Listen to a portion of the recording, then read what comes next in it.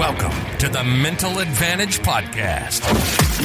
Whether you're an athlete trying to perform at your best when it counts the most, a coach or business leader trying to get more out of your team, or someone looking for more personal growth, this is the place for you. This podcast is your map to guide you to the right mindset, systems, and strategies you need to become the best version of yourself. And now, here's John Cullen and Brandon Allen.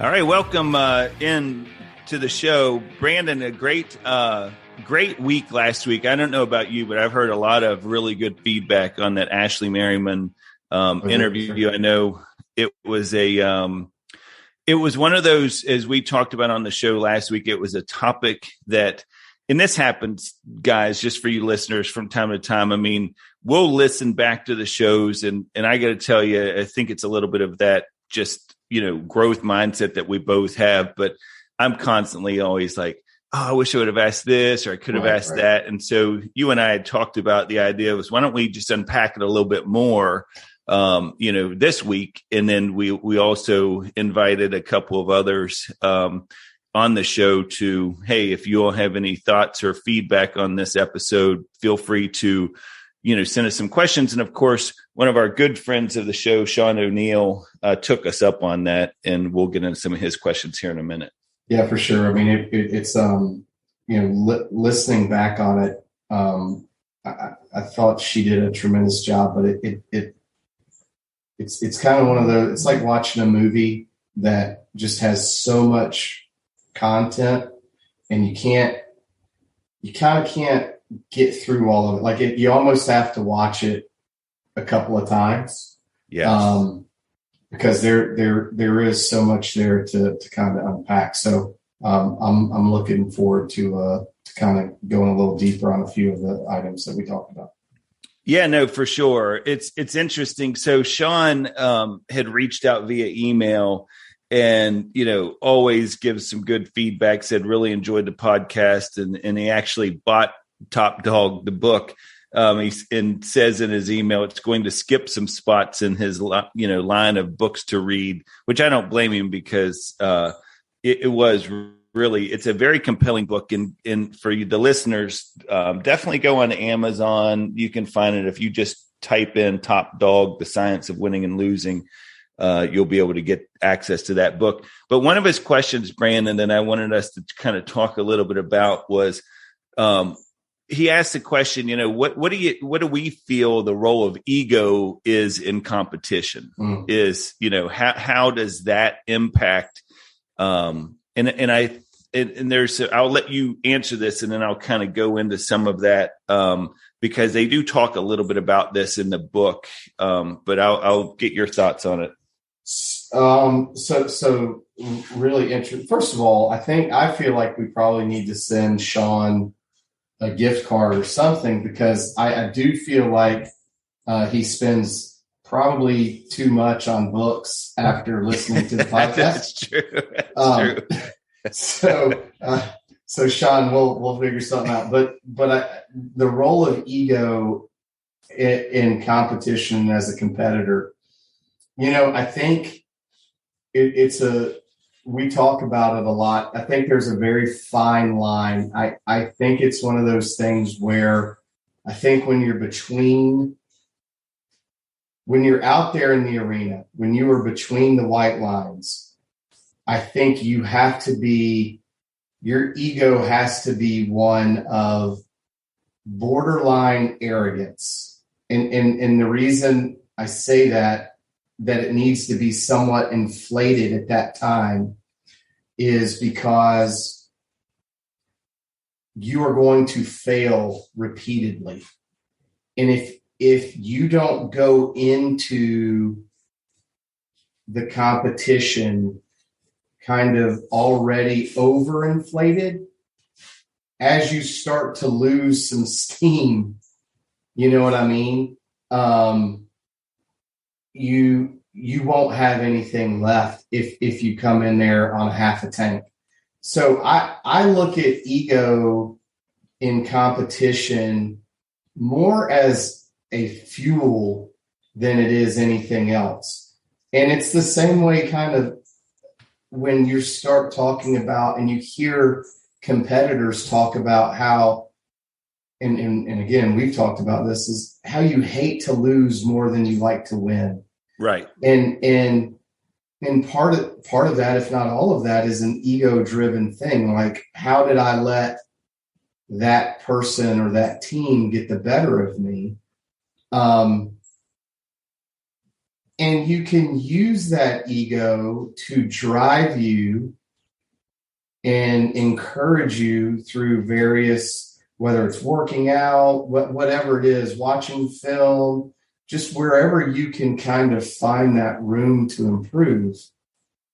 I think you can allow your ego to help fuel that, right? I mean, look at Tom Brady. And I mean, the list is pretty extensive on the people that compete with a chip on their shoulder, whether it's artificial or not, right? I mean, for sure, I think there are times that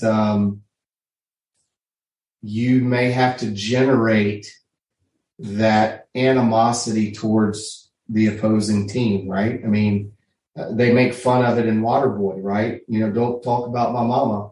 But there's something to that, right? I mean, it was the thing that kind of gave Bobby Boucher in a comedic role. It gave him his juice, right? So I think it plays a role for sure. Yeah, I mean, I agree. I think it's one of those things that I think about, you know, what you're saying there is how do you use it to be that spark? But then also there's this piece to it of, I remember something that when I played for Lawrence Nessel wrote, he used to always say is play with arrogance, practice humility. Mm-hmm. And it was that idea that, you know, you have to go out there with the idea that you're the best, like you were saying earlier. I mean, it's that ego has to be that driver. But it's interesting. There was a section in the book, Brandon, we didn't get into with Ashley, but it's a really, really interesting, and trust me, this would take an hour and a half, so I'm not going to unpack all of it. But there was a section on the difference between winning and not losing. So just like you're talking about there about, you know, the love to win versus the hate to lose. Mm-hmm. And it discusses in there like risk taking and how it's necessary in business, but risk is not always better. It's bounded by its own effectiveness. And when it pays off, you look like a hero. When it doesn't pay off, it's, you know, you look like an idiot. Mm-hmm. But they have found that there is these kind of differences between the way that people look at things. So some tend to focus on the upside and others tend not to take risks, for example. And they're diametrically opposing strategies triggered by different psychological, I guess, and physiological differences. So You have people that really focus more on the consequences, especially as they get closer to the competition. And so it's kind of one of those things that ego can also be, we're talking about it in the form of a catalyst, right? But at the same time, ego can also be one of those things. If you allow your pride to get involved, now all of a sudden it becomes that, well, when the stakes get higher, right? Like, am I going to lose this because if I lose this big match or if I lose this game, that's going to impact the way people look at me. And so now all of a sudden that affects some of the decisions. So I'll give you a couple examples that they use I thought was really interesting. One from a sport that you and I is dear to our hearts is Major League Baseball. They were talking about in 2005 and 2006, there was some research done. So over like 1.3 million pitches showed that most Major League Baseball pitchers are secretly what they call prevention focused. So it's they're trying to prevent, something bad happening, right? And as they get close to finishing out innings, their pitch locations become more and more conservative.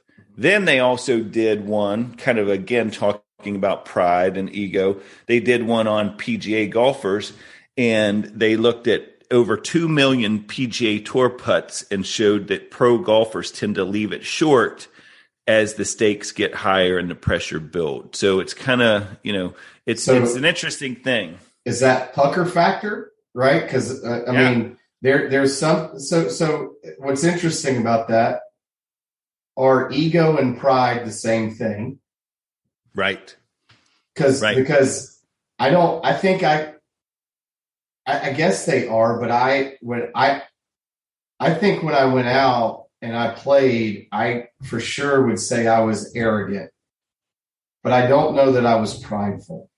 You know what I mean? Like, yeah, I think I had supreme confidence in myself, but I knew that I could be humbled really quick. Right. Oh, yeah. No, it's the famous going back to Lawrence again. He used to always say there's two types of players in baseball, those that are humbled and those about to be. Right. And right. I used to always, it's the truth. It's like, it's a game of failure. I think we've talked about it before, on the, you want to talk about humbling, be in Columbia, South Carolina.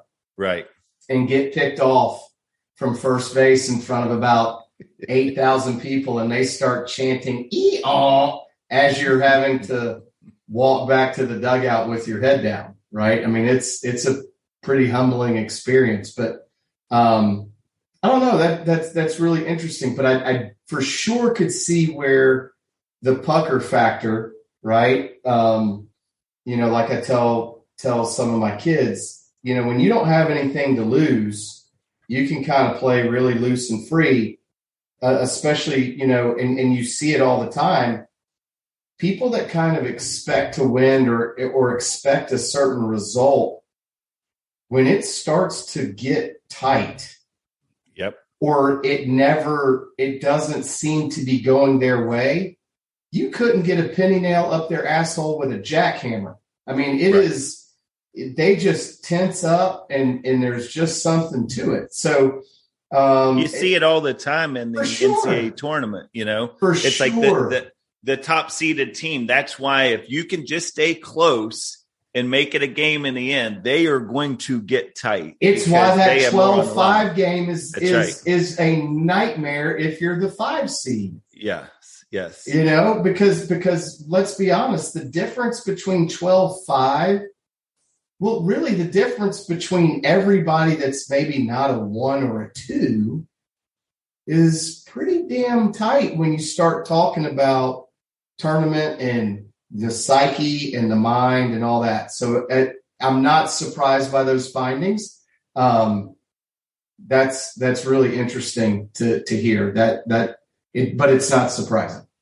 Yeah, they also talked in the book about this being, researchers kind of pinpoint this back to the idea that innately in all of us is this desire and will of humans to seek pleasure and to avoid pain. And so that is kind of what that, they find that some people shade one way or the other, though. Mm-hmm. Some people are a little bit more risk taking because they know that win is so important to them. Mm-hmm. And then you have others that are kind of like that. Oh, I don't want to necessarily miss my spot. You see this a lot of time in like sporting events that involve racing and stuff, is people don't want to necessarily get out of line because, look, I'm in a pretty good spot now, but if I get out of line, maybe I'm going to fall back. And next thing you know, I'm playing from behind and I don't want to be doing that. So it's interesting too, because I think as a competitor, it's one of the things that I'm trying to teach 14-year-olds right now, especially in baseball. There are times that you have to concede, right? You're going to lose the battle, but it's for the opportunity to win the war, right? Yeah. A double hitting a gap or down the line. It's a double. There is no play. So we are going to just tip our cap and say, you got a double, but I'm going to prevent you from going to third. There's times that, you can't come up necessarily and be as aggressive as you want to because you got to keep the ball in front. I mean, there are, from an IQ perspective, it goes against our nature. You want to go out and you want to do everything you can and you want to make that play, but sometimes you just can't because, to your point, either the game dictates it or I just don't want to do something that messes up my position.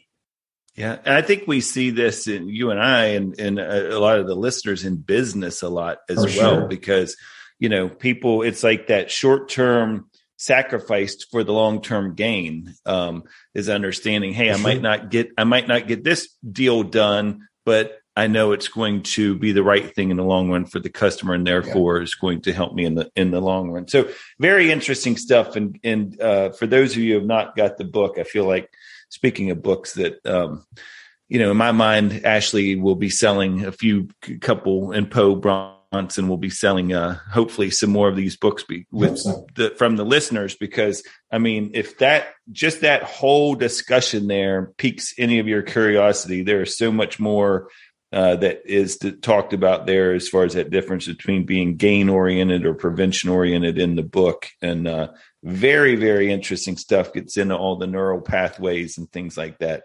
Mm-hmm. The other question that Sean asked, he has some really good ones. Two of the questions he asked that we just won't have time to unpack because they're kind of a little bit deeper is, how does arousal levels affect that COMT gene expression that was talked about on the show? Mm-hmm. And then what's the role of neuroplasticity in the two types of competitor minds? And again, those are a little bit deeper. And I told Sean what we'll do is, when Ashley, who's already agreed to come back at some point, comes back, we can definitely save those because I think she'd be able to speak to that. But the last one that he did ask, and I thought was really interesting, was he was talking about, or asking, I should say, about how does momentum, for example, having the hot hand being on a scoring run, affect competitor mindset? And then he offered a little bit of thought to this. And he said, when you look at it statistically, there's no causal relationship between scoring. Yet announcers give so much credit to being on a 12-0 run that athletes tend to believe it. Statistically, though, it's a small sample size. And it made me think, Brandon, of a couple of things. One, it made me think of Mark Lassini, if you remember when he was on here, and we had such good discussion about momentum and the importance of momentum in life and in sports. Yeah. And then I also kind of went to this thought process of this on, there's positive momentum and there's negative momentum. And we've seen it happen. It's like, hitting's contagious. You've heard us talk about that a lot with baseball. Is you've been in those dugouts where it's like there's a fight at the bat rack. Everybody wants to get up there because everyone's hitting. Oh, yeah. And then there's been times where some pitcher's just out there dealing and everyone's like, hey, is it my time already? Like, dang, I thought I just hit. And it's not even that. It's from a coaching perspective,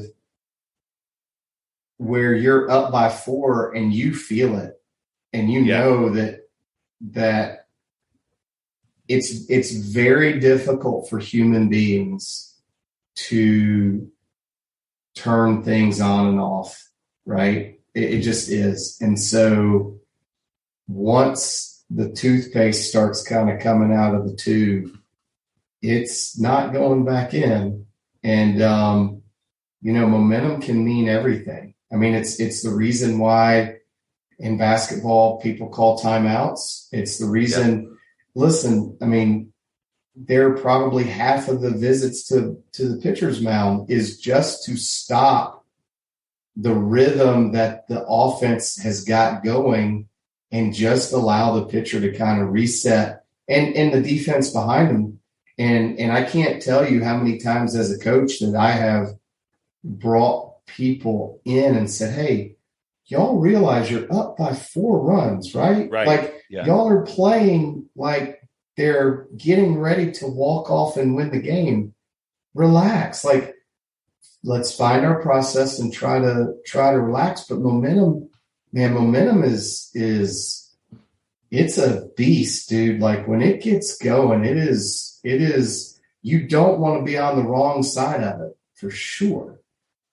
No, it's so true. It's interesting. They actually were talking about the fact that, in the book, they talk about how with mistakes, for example, because we were just talking about this, how you can get momentum. But there's actually a lot of research that's done around this idea of mirroring, and that when you actually witness people there's a couple of things, mirroring in the sense that if you witness people having mistakes, that you have a tendency to do that same, get caught up in that same thing with positive outcomes, right, as well. But then also it talks about this idea of why trying not to make a mistake often leads to making more mistakes, right? Because it goes back to that concentrating on the reverse of an idea and expecting positive results. Is in your mind, you're thinking, don't throw the ball high or don't overthrow them or whatever. And next thing you know, you've overthrown and not to get too, again, I think this is kind of more of me just kind of throwing it out there, but does that type of behavior speak to the power of visualization, right? Like, hey, in my mind, I see me throwing it over the guy's head, or I see me missing the field goal, or whatever it is. And, you can call it, putting it out there in the universe. You can call it manifestation. You can call it whatever you want to call it. But the bottom line is part of that because you can visualize it and you can see it. And so now you've somewhat trained yourself that will be the outcome, even if you watch someone else do it. Like, I'm visually seeing someone do what I'm scared to death to do. I mean, I think it's a really interesting concept that you could go down a wormhole real quick on it. It's interesting in the book, Brandon, here I go with that. I got to quit saying that. You like to say it's interesting. Again, if it was a drinking game, for all the listeners at home, every time you take a shot when John says it's interesting, by this point of the podcast, we're probably 25 minutes, 30 minutes in, you probably are pretty schnockered. Yeah, if you're not already just asleep, just to turn it on, right? You might be. Right. But they talk about this idea of threat state and challenge state, and one of the things that they use as an example of this is if you think about kickers at the end of ball games, that there's a difference, of course, when it comes to being down one and you have to make the field goal to win it, or being tied and it's just a challenge, right? So the threat state is when you're down one and you have to win it. And the possibility of losing that's exactly there. Right. Yeah. That's right. That's a different level of pressure, of course, than it is when you're going out there. And you think about it, you can make that analogy in any sport, right? Baseball, the same way. There's a difference between hitting in the bottom of the ninth when you have the man on second and it's a tie ball game.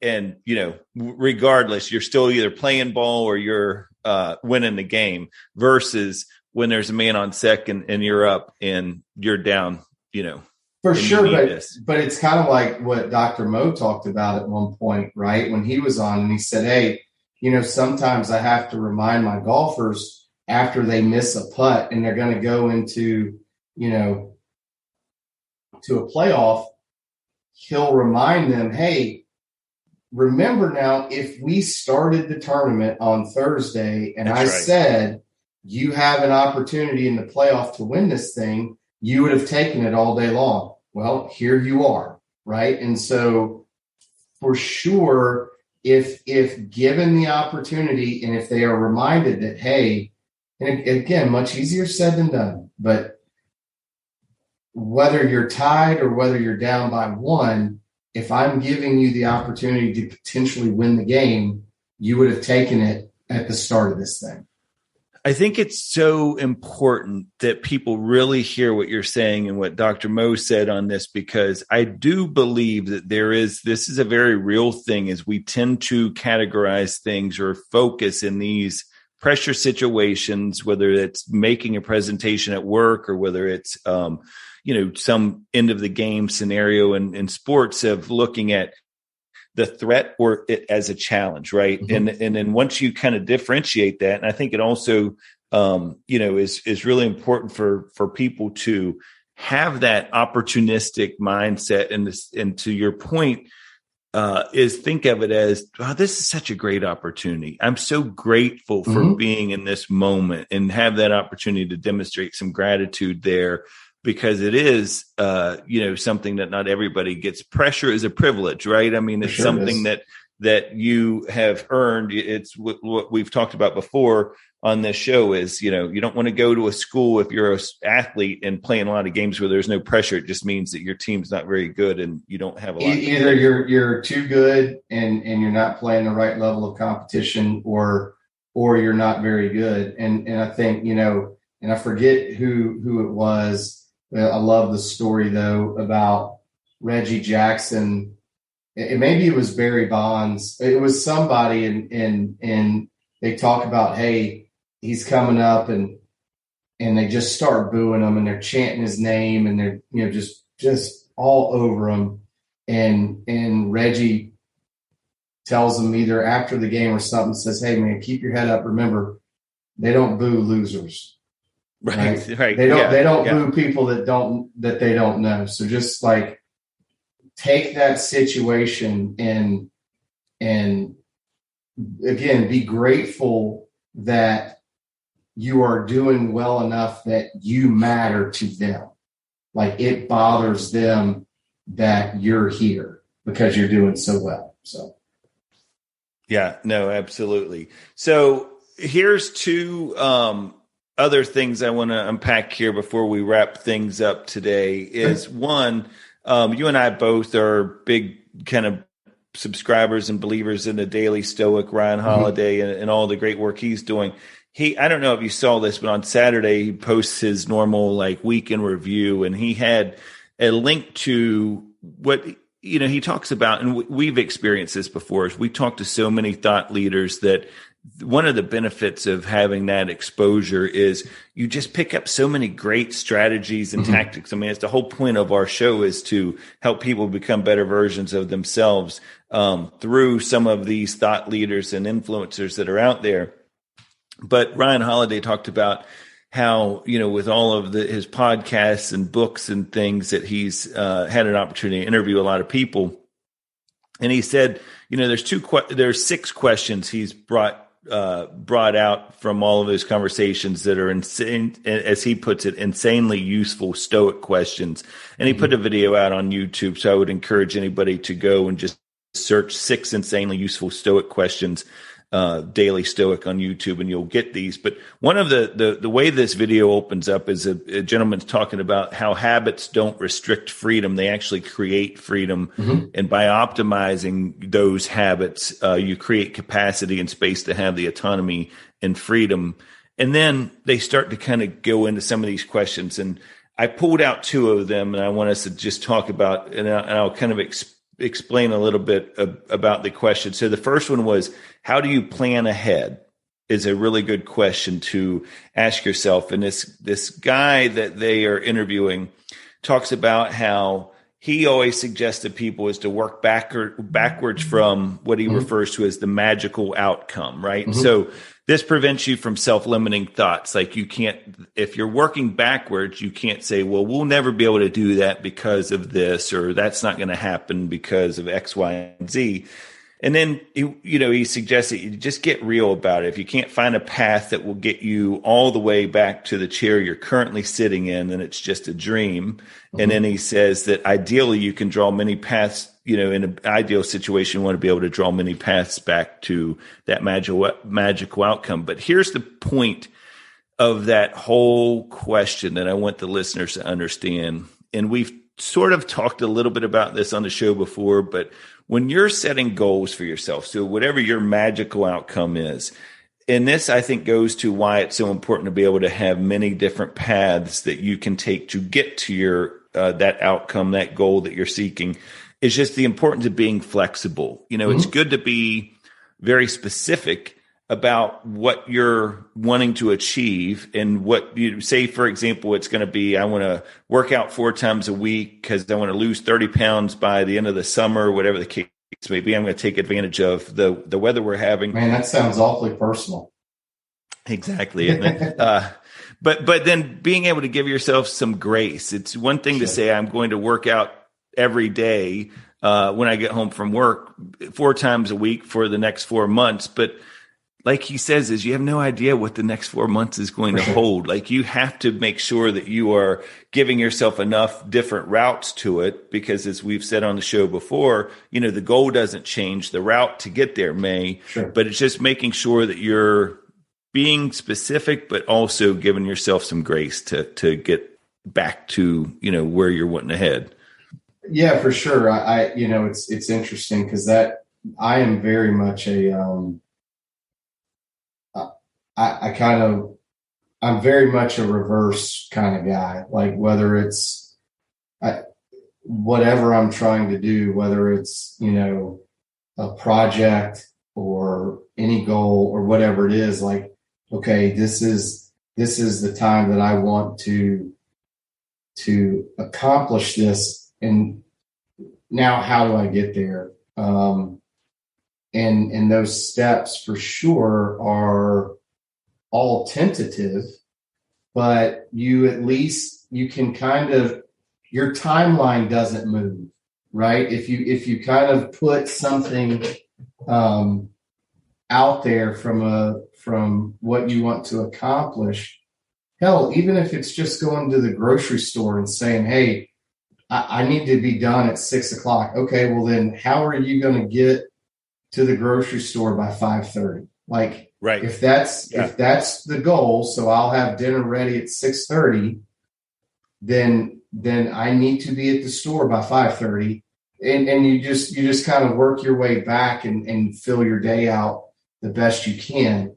Yeah, I'm a firm believer in that. It seems to be working, not all the time, but it at least gives you the guardrails to kind of achieve what you need to throughout the day. So I think from a goal oriented standpoint, there's a couple of thoughts I have on this. One is, it first of all made me think immediately of Hugh Jackman's to-do list, where he writes his to-do list every day in the past tense. I saw that on a thing I thought was brilliant, where it's all these things have been done already in his to-do list, but he just lives to that then at that point. I don't know that wins were on there, but yes. Yeah, exactly. But then the other thing is, as it relates to something, it's this whole idea of begin with the end in mind. If you go back to Stephen Covey's 7 Habits of Highly Effective People, one of the things that I tell people is not only begin with the end in mind, is sometimes keep the end in mind. So I'm going to reverse engineer this for a second, because I thought this was really good concept about planning. But one of the things that I try to tell people and clients and just whether it's people who work with me or whatever, is if they have a particular challenge, we have a tendency to think of the worst, things. All this is the end of the world. And I don't know, because if you go back to that threat state, right? Is if this doesn't work out for me, then this is going to happen and I'll lose my job or whatever the case may be. And I always tell them is think of the worst case scenario in any situation. Like anytime you have a challenge in your life, think of what's the absolute worst case scenario and ask yourself, can I handle that? What would be my plan if I lost my job tomorrow and I wasn't able to pay my monthly house mortgage or whatever the case would be? Like just go through those steps, because I think what worries most people when they get into that what if mindset is the unknown. They don't know what it is. So if you take yourself to that place and now it's like, okay, well, I've already pictured worst case scenario and now I know I can handle that. So I'm going to be less stressed about it, and I'm back in control of it because now I have a plan in case it does happen. Well, for sure. And again, like that, there's part of that is the visualization stuff that we've all talked about is it's not, visualizing isn't just about visualizing success. It's how do you deal with the setback so that you can continue to be committed to the process. And I think that's, and by the way, apologies to Hugh Jackman. I was thinking of Hugh Jackson. I knew you were. You were. So we all know Hugh Jackson. Pretty successful. Yeah. So, But I think the thing with that, John, is we have to give ourselves the ability for recovery, right? And you talked about being graceful to each other. It's a true statement, but the visualization piece can help expedite your recovery when you have a setback. If you have, to your point, the mindset of, okay, well, really, what's the worst thing that can happen, right? Because, hey, I still have my family. I still have loved ones. I still have my faith. I might have my health. Like, there's all this stuff that you still have. So from being able to find gratitude in those things should also help provide you the ability to be graceful in a shortcoming or a result that isn't exactly what you were looking for.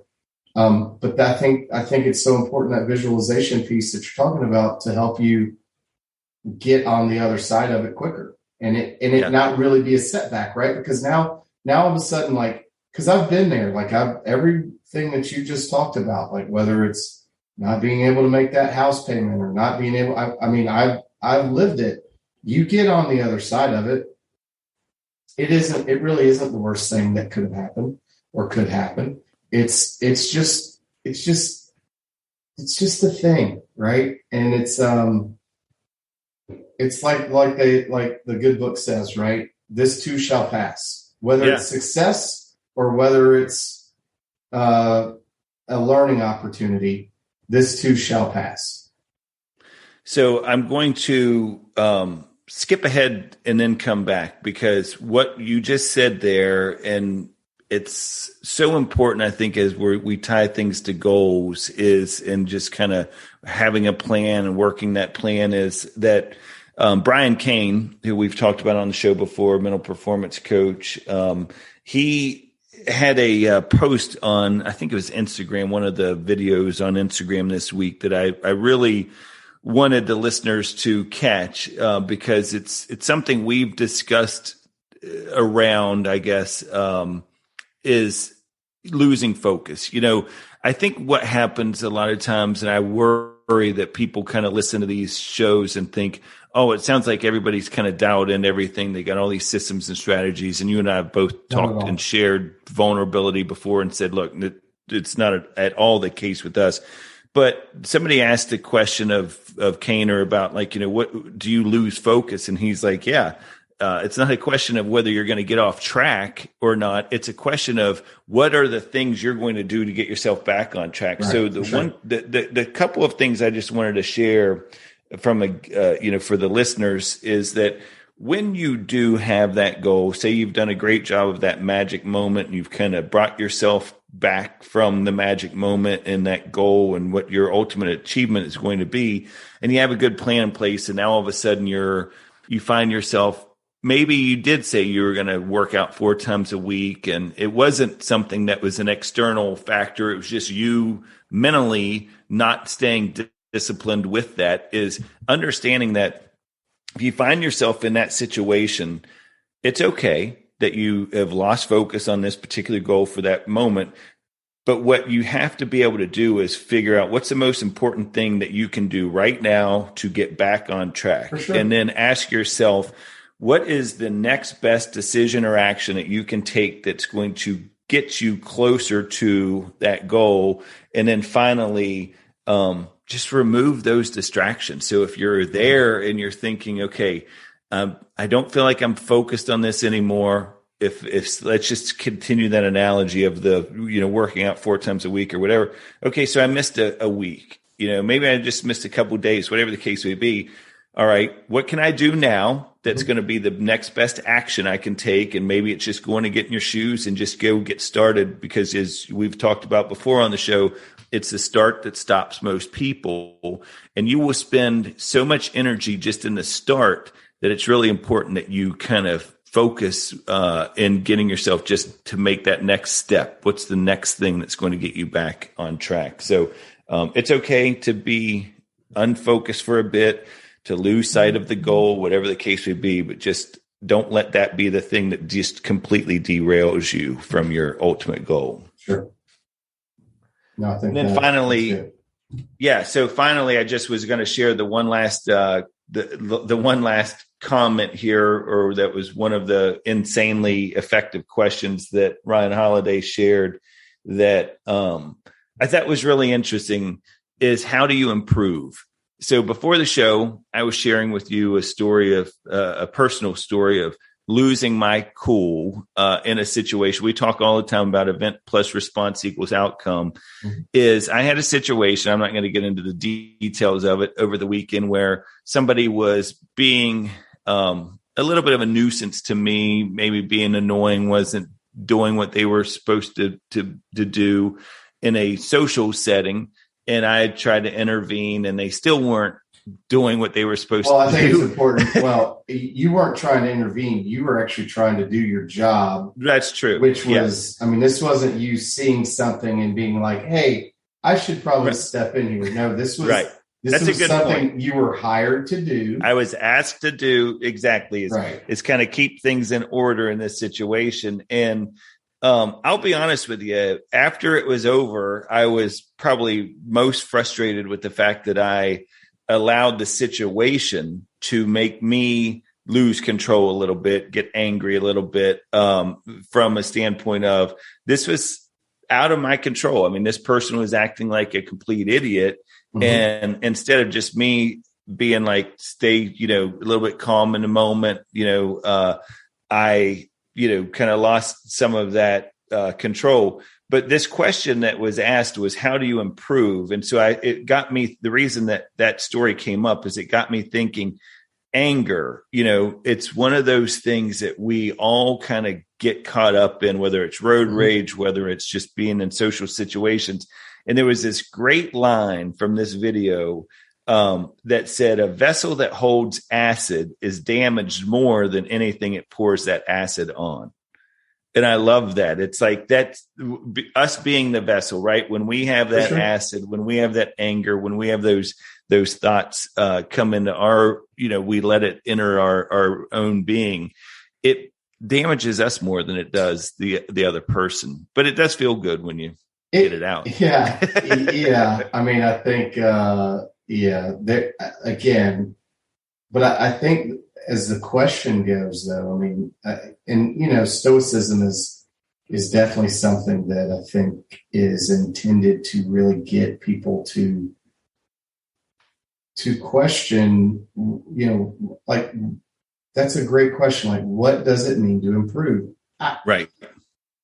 I would argue that it means that you go out and you get uncomfortable and you allow yourself to fail, like you're talking about. Not that what you did was this huge failure, but without that shortcoming, you walk away and you don't look at that as a place that you would need to even improve from, right? And right.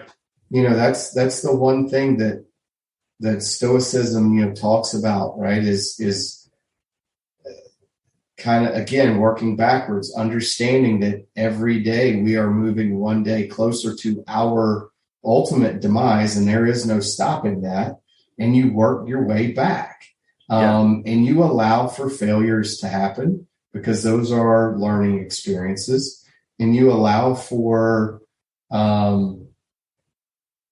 the understanding of, if I can take every opportunity and learn from it, good, bad, or indifferent, that's how I improve. And so, the Stoics for sure felt like, hey, you need to be out there and you need to be doing things that are not only in your best interest, but in the general best interest, right? Because if you're doing those things, then that makes you a better person as well, right? Yeah. And Brandon, I'm so glad that you said this because it makes me think of kind of how we started on this discussion about goals and working backwards is, you can have simultaneous goals. Like we don't have to be so ultra focused, because one of the things that you just brought up there about the ultimate goal and the ultimate demise is I think of like, if most of us, that ultimate goal would be, how do I want to become the best version of myself, and thinking, work back from there. Like, what are some of the things I'm going to have to do? And to your point, some of that is going to be self-reflective. It's like, yes, I have to go out and get myself uncomfortable, but then I have to also be vulnerable enough with myself to be reflective and do a true assessment of where I am. And hopefully I'm a better person this time around than I was the last time that happens, and kind of getting yourself, figured out that way. But it really is important to take moments, whether it's the end of the week, end of a month. I like to do 30-day assessments where I just kind of sit back and say, how am I doing in the last 30 days? How am I doing personally, professionally, all these different things. So anyhow, good stuff, man. I always enjoy when we've talked about this before. It's nice to have the guests on that we do, but it's sometimes good just to pause for a moment and just, think back to some of the guests we've had, some of the thoughts that we've been able to pick up from some of the guests we've had, and really dig a little deeper into them. Absolutely. It's always a good time. Good deal. Well, we'll talk to you next week. All right, buddy. Be good. Want to provide feedback or stay up to date with the show? Visit our Instagram page at Mental Advantage Podcast, or you can send us an email at podcast@mentaladvantage.net. To have John Cullen work with you or your team, please write to him at john.cullen@mentaladvantage.net. Thanks for listening to today's episode.